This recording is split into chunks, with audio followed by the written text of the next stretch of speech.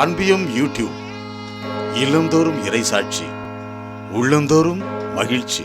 சேவை என்பது கிறிஸ்துவினுடைய பணியாளர்களின் அடையாள அட்டை.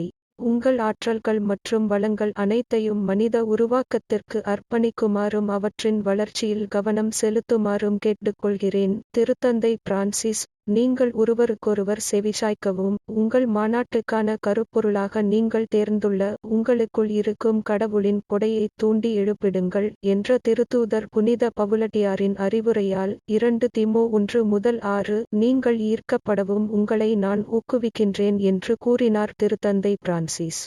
உரோமையில் உலக அருள்பணியாளர்களுக்கான 5 நாள் கூட்டம் தொடங்கி நடைபெற்று வரும் வேளை, பிப்ரவரி 8 இவ்வியாழன்று வத்திக்கானின் புனித 6ஆம் பவுலரங்கில் அவர்களுக்கு வழங்கியுள்ள எழுச்சியுரையில் இவ்வாறு கூறியுள்ள திருத்தந்தை, உங்களுக்குள் இருக்கும் கடவுளின் அந்த மங்காத கொடையை உயிர்ப்பிக்கவும், அதன் திருப்பொழிவை மீண்டும் கண்டுபிடிக்கவும், அதன் சுடரை மீண்டும் பற்றி எரியச் செய்யவும் உங்களை கேட்டுக்கொள்கின்றேன் என்றும் விண்ணப்பித்தார்.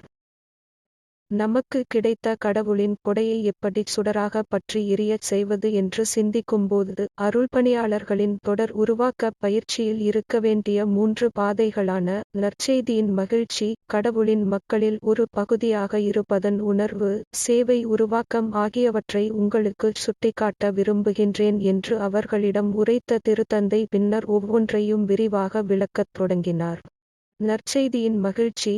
நற்செய்தியின் மகிழ்ச்சி என்பது கடவுள் கனிவும் இரக்கமும் கொண்டு நம்மை அன்பு கூர்கின்றார் என்பதை உணர்வதுதான் என்று எடுத்துக்காட்டிய திருத்தந்தை, இறந்து உயிர்த்தெழுந்த இயேசு கிறிஸ்துவில் வெளிப்படுத்தப்பட்ட கடவுளின் மீட்கும் அன்பின் அழகை அனைவரும் கண்டறியும் வகையில், இந்த மகிழ்ச்சியான அறிவிப்பை நமது சாட்சிய வாழ்வால் உலகம் முழுவதும் முழக்கமிட அழைக்கப்படுகின்றோம் என்றும் விளக்கினார்.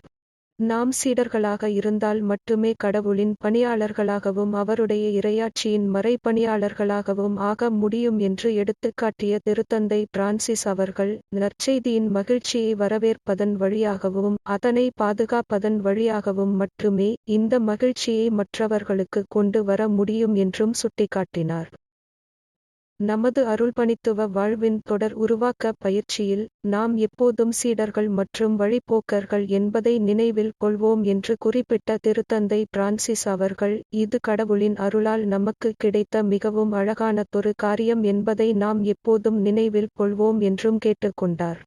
எவ்வாறாயினும், கடவுளின் அருள் என்பது எப்போதும் இயற்கையை ஊகிக்கிறது, மேலும் இது ஒரு ஒருங்கிணைந்த மனித உருவாக்கத்திற்கு அழைப்பு விடுகிறது என்றும் உண்மையில், இயேசுவின் சீடர்களாக இருப்பது என்பது வெளிப்புற துறவறம் பற்றியது அல்ல, மாறாக வாழ்க்கையின் ஒரு பாணியை பற்றியது என்றும் கூறிய திருத்தந்தை, இது நமது மனித குணங்களை வளர்ப்பதற்கு நமக்கு அழைப்பு விடுகிறது என்றும் அருள்பணியாளர்கள் ஆவதற்கு முன் நாம் மனிதர்கள் என்பதை மறந்துவிடக் கூடாது என்றும் வலியுறுத்தினார். இந்த அன்பியம் யூடியூப் சேனலை நீங்கள் ஷேர் பண்ணுங்க, சப்ஸ்கிரைப் பண்ணுங்க, லைக் பண்ணுங்க. Wish you all the best.